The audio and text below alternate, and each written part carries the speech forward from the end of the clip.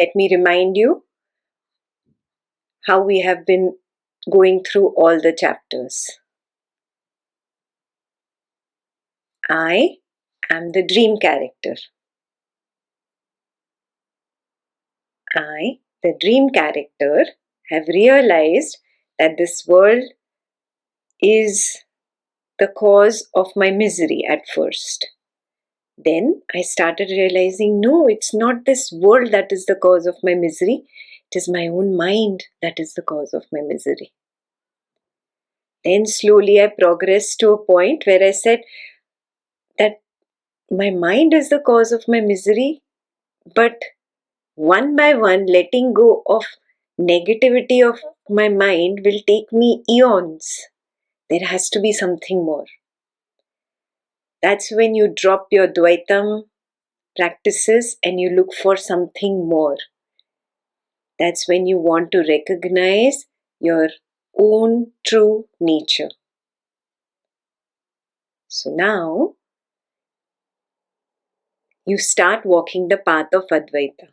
You, this dream character, recognizes there has to be something more than basic practices. Because even if I meditate, I'm meditating, sitting here, doing some pranayam, doing some breathing technique, doing some japa. At what level is that? Oh, it's still at the body and mind and my breath level, which is still the dream character. And then you start recognizing this is not sufficient, there has to be more. I don't know what that more is, but there has to be more. Where does that come from? That comes from that inner truth that I am that dreamer up there. I am the dreamer. I have voluntarily given myself to this dream character and I've forgotten myself completely. I have no memory of I, the dreamer. I have taken on the role of this dream character and I've become lost in this dream world. This is what Advaita opens up to you, which was not opened up earlier with my Dvaitam practices, which was not opened up earlier with all my japa, with my mantra, with my breathing technique, with my pranayams, etc., etc. This is the truth that Advaita opens up for you. Advaita says that every time you are dreaming, there are two aspects of you, the dreamer and the dream character. You forget that you are the dreamer and you start believing, assuming that you are only this dream character experiencing this dream world. Advaita shows you that no, see, right now, this moment, there are two aspects in you. The body and mind aspect is the dream character.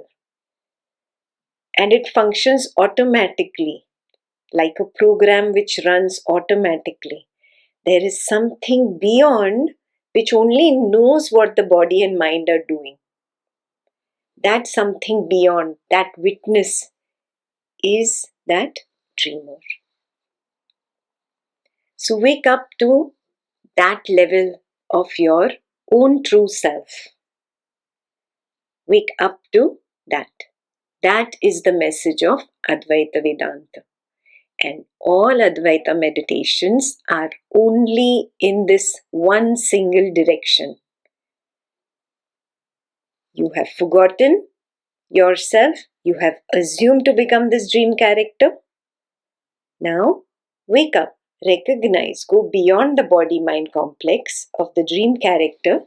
Recognize that you are the witness, that dreamer. Every night when you dream,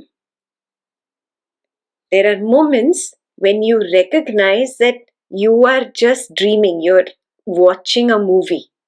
Whatever is happening on its own and you're watching a movie. And most of the times, you don't recognize this aspect of yours. You become the dream character and you experience whatever is happening in the dream. Advaita says a little more awareness, just a little more awareness, and you will recognize the two parts in you. One which is the dream character, one which is just knowing whatever is happening to the dream character. Very clear? The message of Advaita Vedanta is very clear. All meditations of Advaita Vedanta are only this. There is no meditation outside this.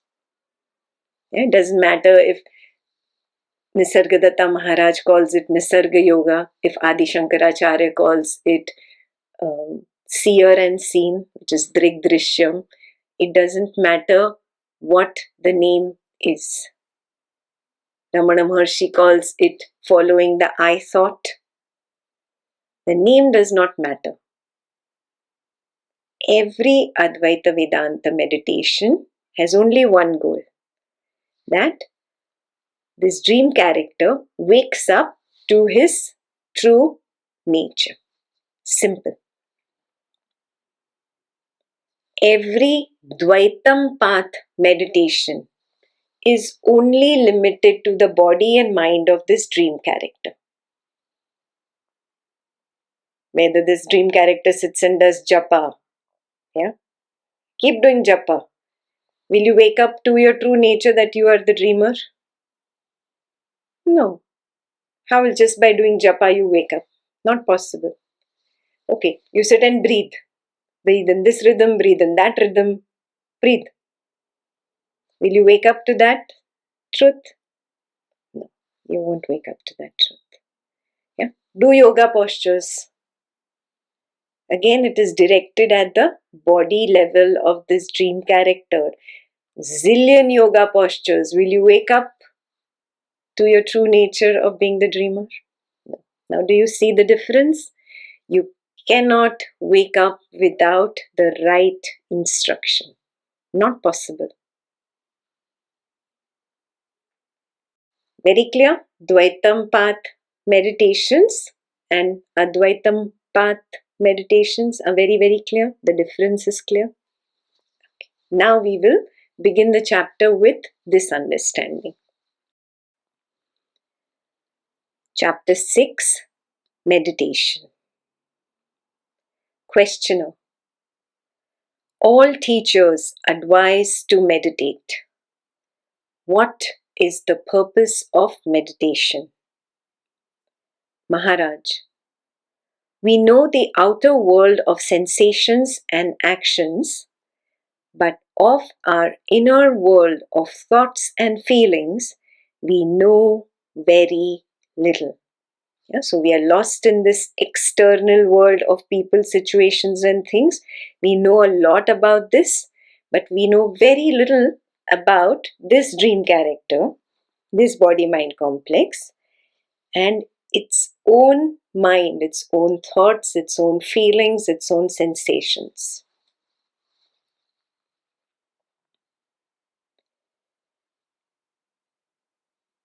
The primary purpose of meditation is to become conscious of and familiar with our inner life. The ultimate purpose is to reach the source of life and consciousness. So he gave you two purposes. The first purpose is the primary purpose, and the second one is the ultimate purpose. The primary purpose, you become conscious. You awaken, you become aware, you become conscious of and familiar with your own inner life. This happens at the first level. That's the primary purpose of meditation, to become aware of my own inner self. That is the mind, the emotions, the feelings, the thoughts, the sensations, whatever is happening in my inner environment. What is the second? Ultimate purpose is to finally reach the source of life and consciousness. What is the source of this dream world? What is the source of this dream character? The dreamer. Yeah? The consciousness is the source of this dream world as well as this dream character. Yeah? The consciousness is the source of the body, mind, and the world as I know it. So I have to get to that source. That is the ultimate purpose. And how will it begin? With the primary steps of recognizing my own inner life, becoming aware of my own inner life. Incidentally, practice of meditation deeply affects our character. We are slaves to what we do not know. Of what we know, we are masters. It's a very important sentence. Highlight it. Whatever I do not know, I crave for it. I hanker for it. I want it, I want it, I want it. Yeah? And then I'm ready to do anything to get it. Do you recognize it? When you didn't have enough money, you became a slave to money. When you didn't have good relationships, you became a slave to running behind relationships. When you didn't have name, fame, social recognition, you became a slave to running behind social recognition. So what we don't have, we become a slave to it. And then whatever we have, we are masters of it. Whatever little you have in your life, you see. You become a master of it. Whatever vice or weakness in ourselves we discover and understand its cause and its workings, we overcome it by the very knowing. Recognize the vice or weakness that you have, whatever it is. In the previous chapter, we spoke about contradictions in the mind. My goal and my way. There's a big contradiction. If spiritual path, goal, and way is not clear yet to you, in your own life, look, you have a goal that you want to lose weight. You want to lose 5 kgs in the next 3 months. This is your goal. Yeah. But what is your way? Eat unhealthy, don't exercise, sit on the couch. This is your way. Are you going to get there? Not possible. Contradictory. Goal and way are contradictory. This is my weakness. I am lost in this contradiction. Yeah? So pick up any one contradiction or any weakness, any vice in you and apply these 3 steps to it. What is the first step? I'll read it again. Whatever vice or weakness in ourselves we discover and understand its causes and its workings, we overcome it by the very knowing. That's the first step. Understand the cause, understand how it works. Oh, I'm eating unhealthy. Why? What is the cause? Because I'm lazy to cook healthy. I'd rather just open a ready to eat package and just put it in the microwave, heat it in 5 minutes and just sit and eat it. Who wants to cook? Yeah, so I've recognized the cause. The working of my mind. Oh, I've never lost weight ever in my life. What am I going to lose weight now? And blah, blah, blah. Whatever excuse your mind comes up with. Recognize, see, this is the way my mind goes. Yeah? This is the way I always procrastinate. So, number 1, find the cause. Number 2, recognize the working. Just by knowing it. Now, you don't have to do anything else. Yeah? He says, you overcome it just by knowing it. You're intelligent enough. You don't have to now educate yourself that, oh, I have to eat healthy. Oh, I have to not procrastinate. Oh, I have to not be a lazy bum and sit on the couch. You don't have to educate yourself. You have to just become aware. Yeah. So step number one, whatever vice we have, we discover its cause, its workings, and we overcome it by just knowing. He tells you how it happens. The unconscious dissolves when brought into the conscious. I was unconscious that, unconsciously I'm just reaching out to the packet of potato chips and just eating and one after the other while watching the movie, while being lost on something on Netflix. I don't realize when I've finished the full packet. At an unconscious level, I'm just going on eating. I'm not conscious about this habit of mine. When it comes to the conscious level and I recognize, oh, this is how my mind is working, that itself gets dissolved. Yeah? Yeah. The unconscious dissolves when brought into the conscious.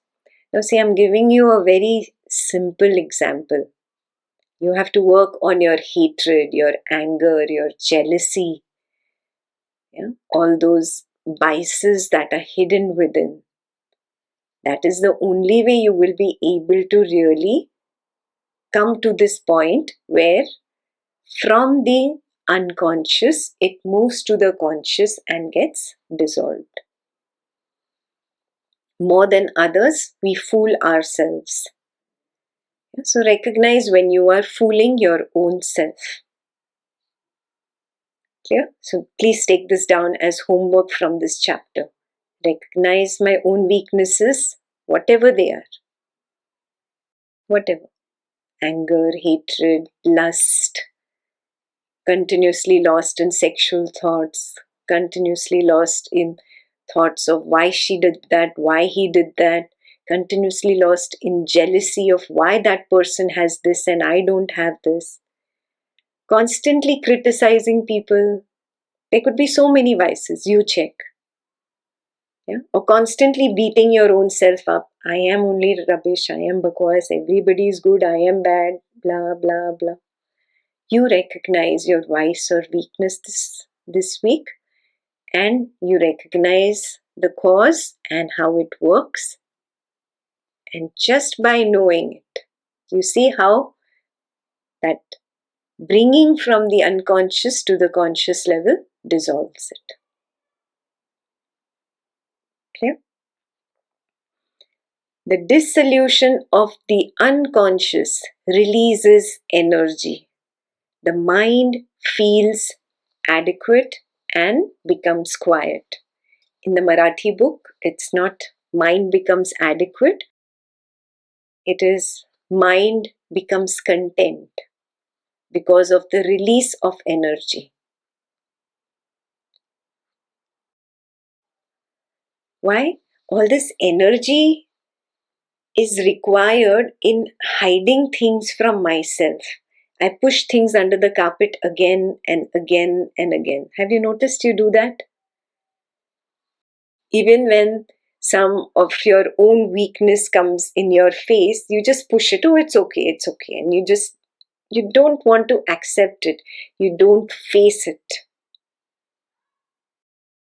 You in fact justify how your behavior was right, how your thinking is right. You just find a way to justify it. This is called pushing under the carpet, pushing it deep into the unconscious. When I do this, I harm myself. It's not about others. I am the one who's getting harmed. So he gives a very important thing here. He said you don't even have to work much on it. You just recognize first, okay, this is something that I have been pushing away. Some vice, some weakness. The cause is this. I don't like to face that I made a mistake, maybe. Yeah, that is the cause. Third, this is how my mind works. It says it justifies how I was right and the other person was wrong. I'm just throwing out examples. You just check how it happens within you. This will bring that which I pushed under the carpet, the unconscious, to the conscious level. And then when it comes to the conscious level, the energy is released and the mind feels content. Okay, now there is one thing that I know about myself. When there is one thing I know about myself, I become its master. Remember, he said that in that sentence before? Something that I know, I become its master. Till the time I did not know about my own weakness, I was not facing it really, I was its slave. I was its slave means what? It took over me. The anger took over, the jealousy took over, the ego took over. How dare she say this to me? How dare he speak like that to me? That took over. Yeah. So, very clear what is our homework this week? We make a list of all our vices and weaknesses. We recognize the cause and the working of them. Just by knowing, Maharaj says, it comes from the unconscious to the conscious level and it dissolves. Now I have brought it into my field of known from the field of unknown. So now I become its master. When I become its master, the mind becomes quiet and calm. So the questioner asks, what is the use of a quiet mind? Maharaj says, when the mind is quiet, we come to know ourselves as the pure witness. So when the mind of this dream character is calm, is quiet, is not lost in this dream world anymore, when it is settled, then some knowledge like Advaita Vedanta can help this mind open up to the possibility, oh, I am that dreamer, the witness. And in that quietness, calmness, he can recognize I am the witness and rest there. Very clear? When the mind is quiet, we come to know ourselves as the pure witness. We withdraw from the experience and its experiencer and stand apart in pure awareness, which is between and beyond the two. Let's stop there. So he says, we withdraw from experience. Who is experiencing? The dream character is experiencing this dream world.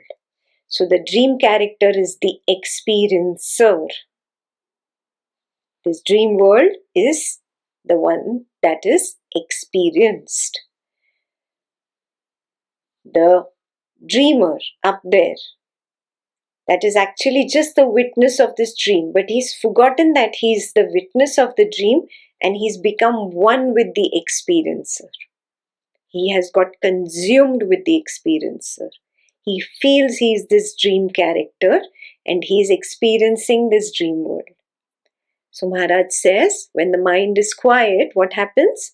We withdraw from the experience and the experiencer. So the witness withdraws from this experience and the experiencer, the dream character. He withdraws and he stands apart in awareness. Suddenly you realize, oh, this body-mind is speaking. The hands are moving, words are coming out through the lips, the mind has certain thoughts. But I, the witness, I can only know what is happening at the body and mind level. I cannot do. I am not doing. I am only witnessing what is happening. Do you understand this? That is the meaning of we stand apart as awareness. Stand apart from what? Both the experiencer and the experience. First part of that line is clear. Second part of the line is, which is between and beyond the two. The dreamer is beyond this dream character and this dream world. Beyond is very easy to understand. Yes? But he is also in between the two. Whose dream is this? A dreamer's dream, no? Whose dream character is this? A dreamer's dream character. So he is between the dream character and the dream world. And he is beyond. From our own daily experience, we can recognize that in my dream, there are moments when I am simply knowing what is happening in the dream. Exactly the same situation is there in this waking dream. In this waking dream also, there are moments when you know that the body is working automatically, mechanically. I am not doing anything. Thoughts are arising on their own. Knowing is my only possibility. I am not the doer. I am not the thinker. I do not act. I just know. So this is what he means by we stand apart from the experiencer and the experience. We stand apart in awareness.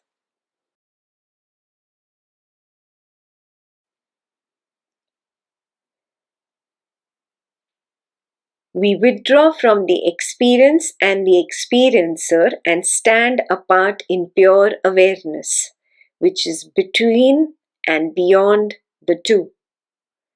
The personality, based on self-identification, on imagining oneself to be something, I am this, I am that, continues, but only as a part of the objective world. Its identification with the witness snaps. This dream character can function in this dream world of its own accord because he is coded. This body-mind has a code of its own. The code has already been inserted into the software at the beginning of the life cycle of this software. So this continues on its own in this objective world. The only difference is what? I continuously know now that I am the dreamer. I am no more lost and I'm no longer becoming one with the dream character's experience. Yeah, which means what? Again and again, I stand back as the witness of this body and the mind. I am not consumed in this body-mind anymore. I am not lost in the kith and kin of this body-mind. I am not consumed in this objective world. Consumed means what? Of course, I know what is happening. I know it like a movie is playing. Yeah? When required, I take care of the kith and kin. I take care of the family members. But I am very clear that I am the witness. I am not this body-mind. I am not this dream character. So, identification with the witness snaps. Very, very clear. When you reach there, then you have attained the witness consciousness 100%. Once it snaps, then there is no more getting lost in the dream world again and again. Now, continuously, 24/7, I know I am the witness. I will still see the body-mind work like the way it used to work before. It still does the same things, takes care of the family, it still goes to work, it still brings money home, it still does the grocery shopping. The body mind does everything as it did. Nothing will change in your external world. Internally, you know, I am the witness. The identification with this dream character has completely snapped. Clear? That paragraph is clear. That's the most important paragraph of this chapter.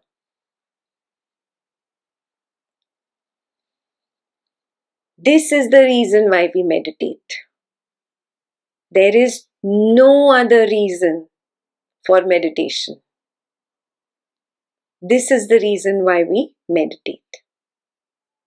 So that we recognize that I am the witness.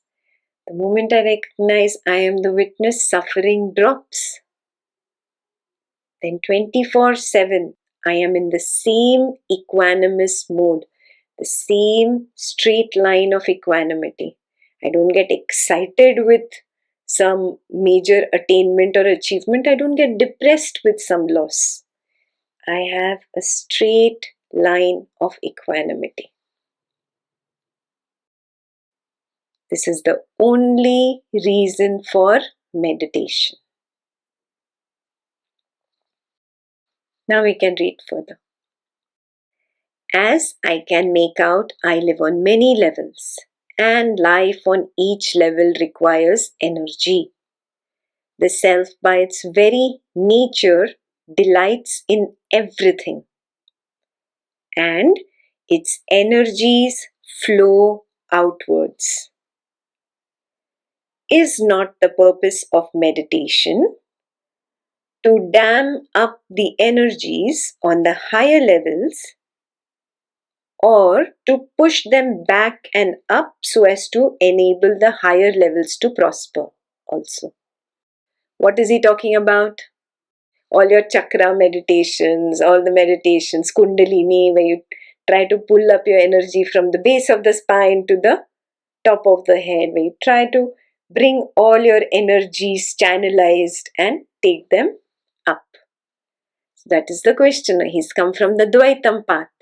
So on the Dvaitam path, he sat and he did all these meditations. He did japa, he did tapa, he did kundalini, he did all these chakras, pulling that energy up. So he's saying, isn't that what is really meditation? So let's see what Maharaj says. It is not so much the matter of levels as of gunas. Gunas means qualities. Meditation is a sattvic activity and aims at complete elimination of tamas and rajas. Tamas is inertia, rajas is motivity. Pure sattva or harmony is perfect freedom from sloth and restlessness. So you can make 3 columns in your notebook. Right, rajas, tamas and sattva. These are the 3 gunas. He says meditation is not about all these chakras and levels and trying to pull up your energy from the base of the spine to the top of the head and all. No. Meditation is more about balancing your gunas. So what is rajas in English? Motivity. That is the translation here. Or activity, to understand that better. Action, activity is rajas. What is tamas? Tamas is rest. Simple words we'll use. We get up, we have a lot of energy in the morning, we do a lot of activity. You have a lot of rajas. Yeah? By the end of the day, what happens? All the energy goes down. Yeah? Now there is more tamas. The body is thirsting for rest and relaxation. Yeah? So Rajas is activity, Tamas is rest. Let's understand it very simply in our own lives, in our daily routine. Sometimes it's 11 in the night, 12 in the night, and you're still full of energy. Now Rajas is out of balance. You cannot sleep. You're turning right, turning left, turning right, turning left, getting up from your bed, going out, disturbing all the family members. Everybody's telling you, why are you making noise? Please go back to sleep. And you don't know what to do. What has happened? Rajas is out of balance. It's too much. Yes? All of us have experienced this some or the other time. Now similarly, the opposite happens. Tamas is out of balance. 10:30, 11 a.m. in the morning itself, you are yawning and lazy and not able to focus on work, feeling dull, feeling tired. Then you sleep for 2-3 hours in the afternoon, you wake up, you're still groggy and you're still heavy. Your whole day has gone in a very tamasic fashion. Do you understand tamas now? Tamas is out of balance. Yes. What is sattva? Sattva is simply the perfect balance of rajas and tamas. It's harmony. So rajas is activity, tamas is rest, sattva is balance between the two, harmony. So Maharaj is saying, when these go out of balance, it's not just that it reflects in this physical body only, it reflects in your mental level also, right?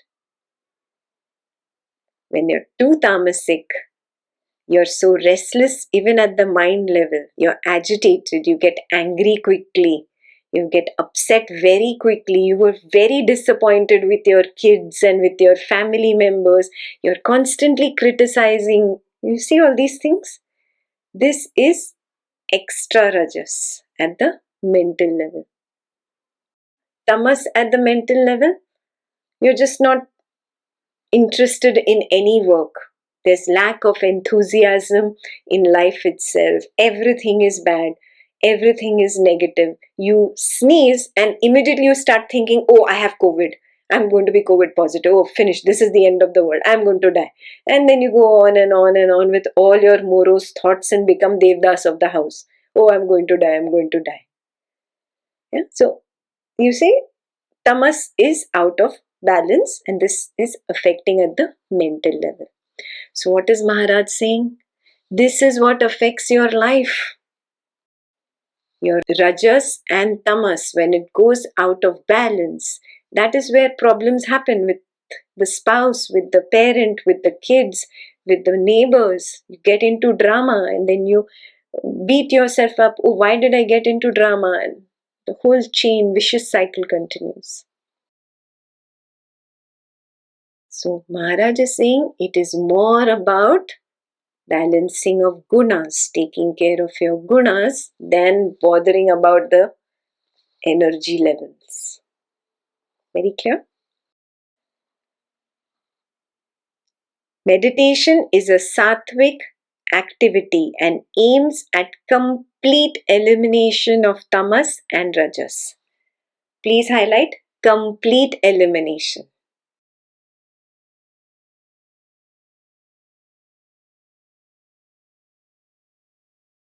So you will say, right now we learned that sattva is a perfect balance between the two. Then how complete elimination? Will the dream character ever reach a point where he can completely eliminate rajas and tamas? Is it possible in his entire lifetime, even if he lives for 100 years? Not possible. 100 years of sadhana cannot take him there. What is the way? Only when you recognize, I am the dreamer. I am that witness. Then you completely snap out of the dream character's role that you have taken on. Do you see what I'm saying? Yeah, when you completely snap out, when you are the witness, then at the witness level, is there any rajas? Tell me. At the witness level, is there any tamas? No.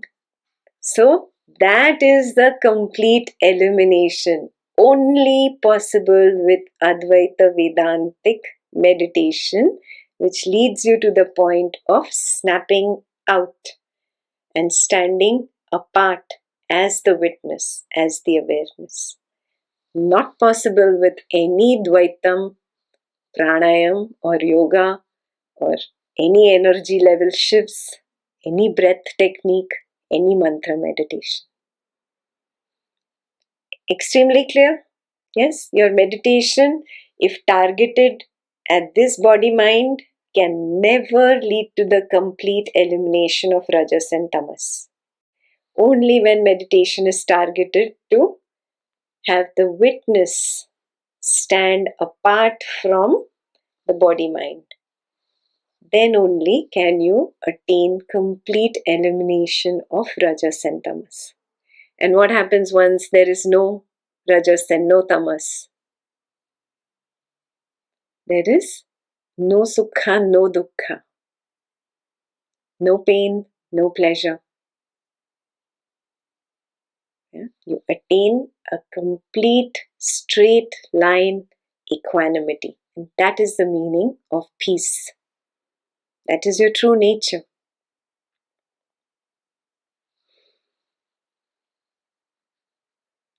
Pure sattva, harmony, is perfect freedom from sloth. Sloth means laziness. Laziness at the body and mind level. And restlessness. So restlessness is extreme rajas, sloth or laziness is extreme tamas. Complete freedom he's talking about. Complete freedom from the two. So indirectly what is he saying? The nature of the witness, the nature of awareness is pure sattva. You don't have to cultivate it.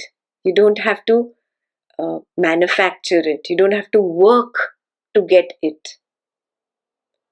You just remove the cause for rajas and tamas. And what is that?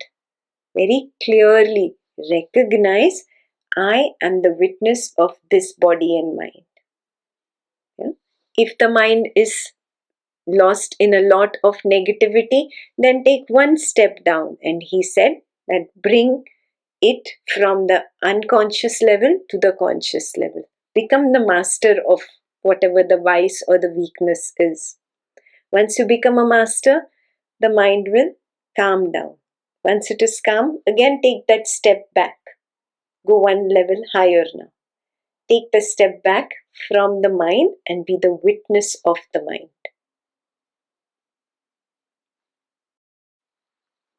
That eliminates rajas and tamas completely. You get complete freedom at the level of the witness.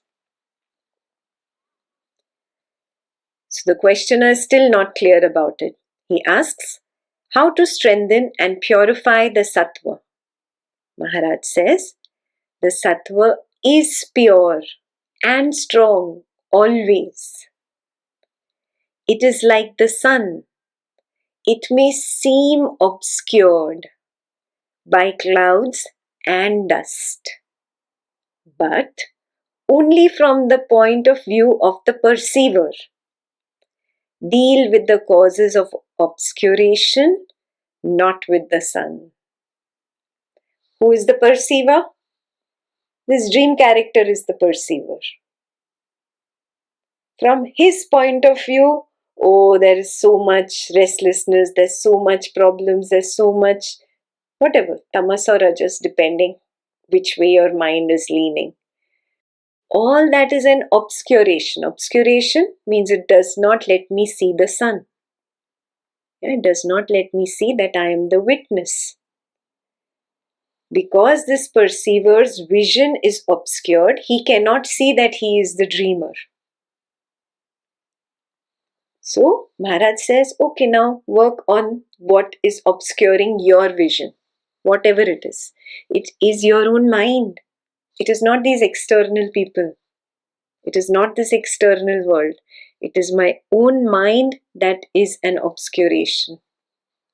So find your weakness, whatever your weakness is on the path of Advaita Vedanta. Whatever it is, your doubts, your beliefs, your conditioning, your attachment to your family members, to your kids, to your money, whatever it is that is becoming your obstacle to your own realization of being the true witness.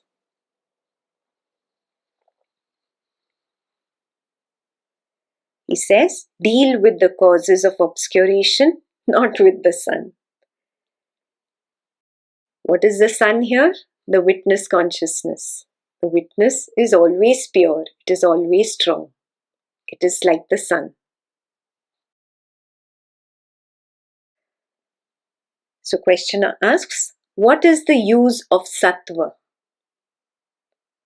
Maharaj says, what is the use of truth? What is the use of goodness? What is the use of harmony? What is the use of beauty? They are their own goal. They manifest spontaneously and effortlessly when things are left to themselves, are not interfered with, not shunned or wanted or conceptualized. Please highlight, this is the most important line. All this truth, goodness, harmony, beauty, sattva, all this will manifest effortlessly, spontaneously. How?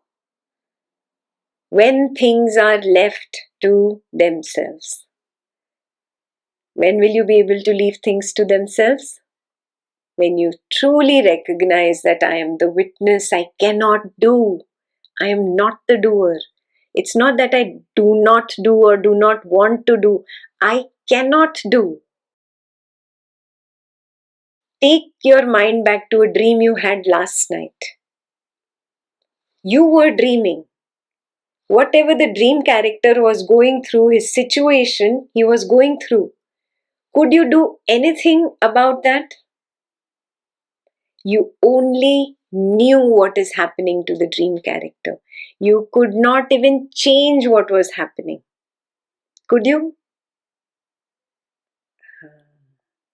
So, leave things to themselves.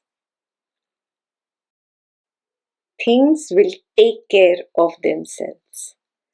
This highest knowledge is given only at the Advaita Vedanta level. At Dvaitam level, you're not even ready to understand this. It's not possible. At Advaita Vedanta level, when you come to the level of recognizing the witness, you know, yeah, knowing is my only possibility. I can only know what is happening to the body and mind. I assume, I become the ego and I assume that I did it, but really look, honestly look, whatever you have attained in your life, did you really do anything? Good or bad, whatever happened. Yeah? Things happen on their own. You only falsely assume, I took this decision. What if I had not taken the decision? It's always in retrospect that you say, I chose A over B. Absolutely wrong. You just took the ownership after the choice was made. The mind operates automatically. Till now, we were at the body level. We see that the body operates automatically. I'm saying not just the body, even the mind operates automatically. It is a pre-program. It chooses on its own. I am not the mind. I am just the knower of the choice, and I like to take credit, so I say I chose. I never choose. Thoughts arise of their own accord.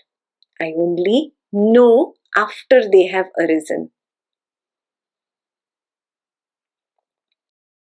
So he says, when you leave things to themselves, then only beauty, harmony, sattva, truth, goodness will manifest spontaneously and effortlessly.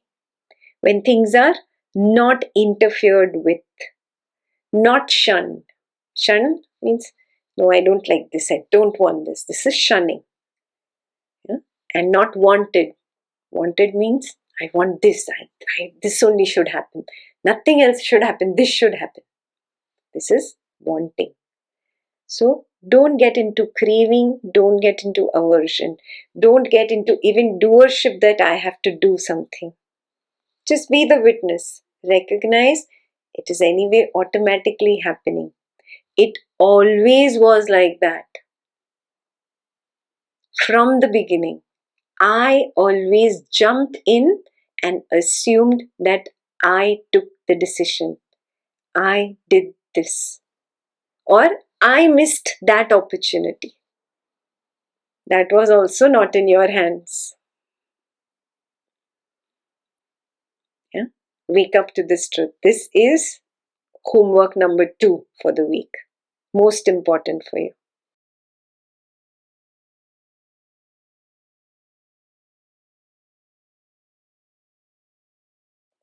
And don't conceptualize them. Conceptualize means I make a concept out of it in my own mind. This happened because of this. It's a concept. Yeah. See, I always take initiative. Concept. Where is the I? First of all, there is no I. The I itself is an assumption.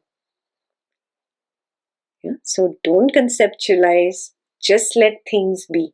You will start noticing that, oh, mind operates on its own, body operates on its own, and things get done in this dream world according to a pre-coded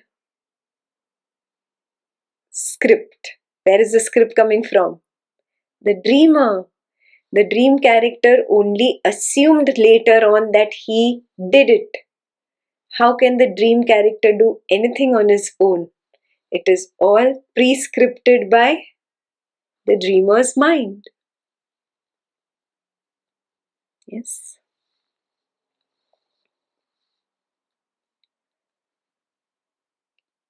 But just experienced in full awareness. Here I'll add one more word. Instead of full awareness, say choiceless awareness. I am choiceless. I, the witness, do not have a choice. So just be aware, moment to moment to moment, whatever happens with family, at work, with friends, in your social group, wherever you are, moment to moment to moment. It is all happening. And I do not have a choice in this. Recognize that. Yeah? Again and again, separate yourself from the body mind and stand as the awareness or the witness. Such awareness itself is sattva. It does not make use of things and people.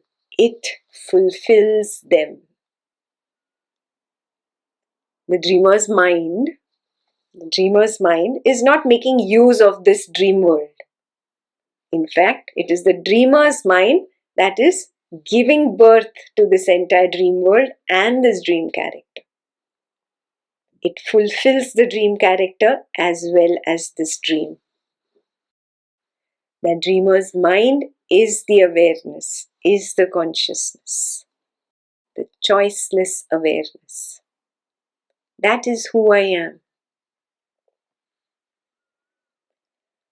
So the questioner says, since I cannot improve sattva, am I to deal with tamas and rajas only?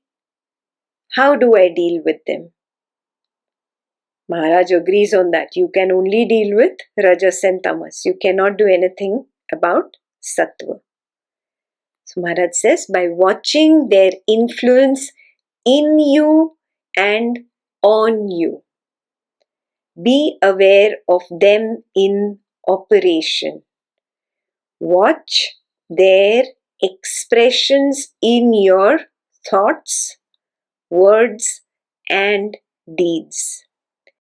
And gradually, their grip on you will lessen, and the clear light of Sattva will emerge. It is neither a difficult nor a protracted process. Earnestness is the only condition of success.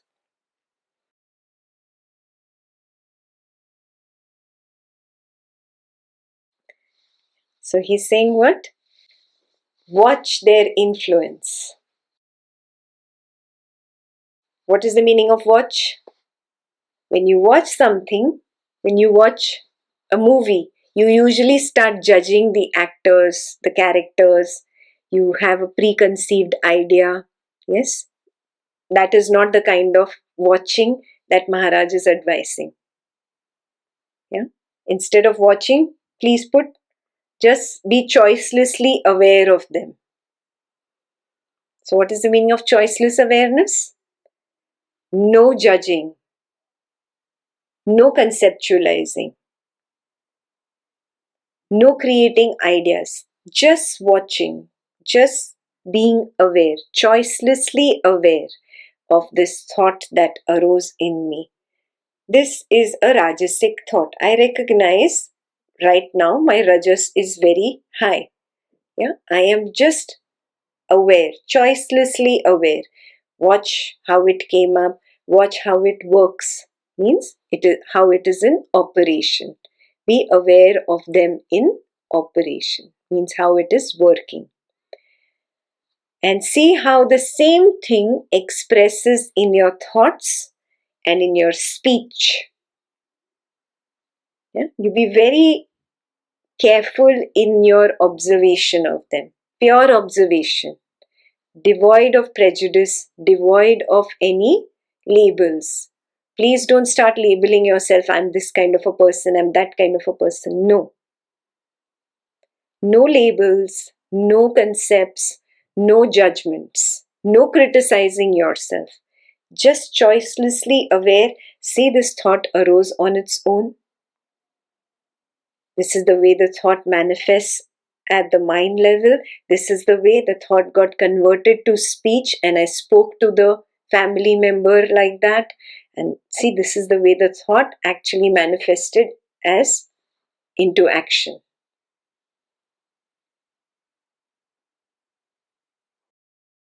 Just choicelessly be aware of them. Moment to moment to moment. Irrespective of whether it's a Rajasic thought or a Tamasic thought. Irrespective of whether it is Rajasic speech or Tamasic speech, irrespective of whether it is a Rajasic deed or a Tamasic deed. I will not label, I will not judge myself, I will not criticize myself. I will just observe how it arises, how it works, how it manifests as speech, as action, and as maybe a continuous broken record in the mind.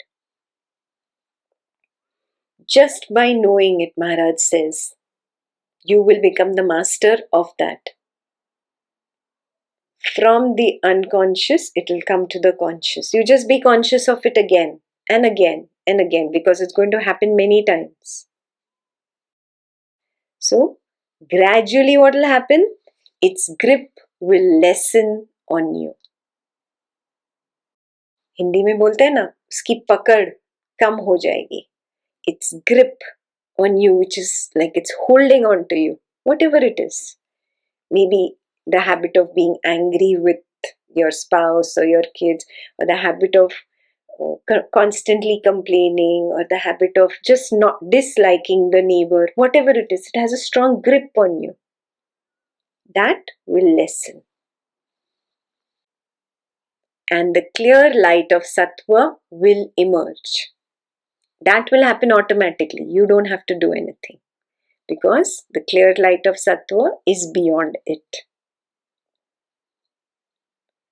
It is neither difficult nor a protracted process. Protracted means very long, prolonged process. No, it is not. The moment I am choicelessly aware, my two eyes are fixed on it. Have you noticed if there is a very mischievous child in the house and you just look at him with big eyes, he freezes in the corner. That's all you need to do. Just look at that vice with big eyes. Be choicelessly aware. It doesn't take too long. You have to have that much interest in yourself. That much love for yourself is important. Otherwise, you won't even start the process. So, are you interested first of all? Do you love yourself? Love yourself. Love begins first here, then it is outside. Be more interested here. So be more interested in yourself and start working on this homework. It is not a difficult process and it won't take too long. Earnestness is the only condition of success. What is earnestness? Tadmadi. That's the Marathi word.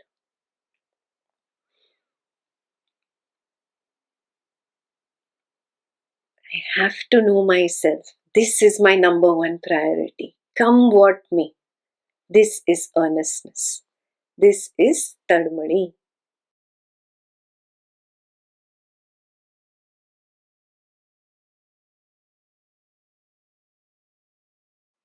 Clear? I hope the chapter is clear. So this is real meditation. On the path of Advaita Vedanta, whatever higher texts you take, Ashtavakra Gita, Avdut Gita, all the higher chapters of these texts will tell you now drop all external meditations. Even Ramana Maharshi says that. Do not meditate, just be. You don't need to do anything external now. All those external techniques were for the dream character's mind to become calm and quiet. If you have reached that stage where you are calm and quiet and only interested in yourself now is the right time. Now drop everything and just be. And take that step back and be choicelessly aware. Be the witness. Soon you will reach a stage where you realize you don't have to be the witness. You are the witness.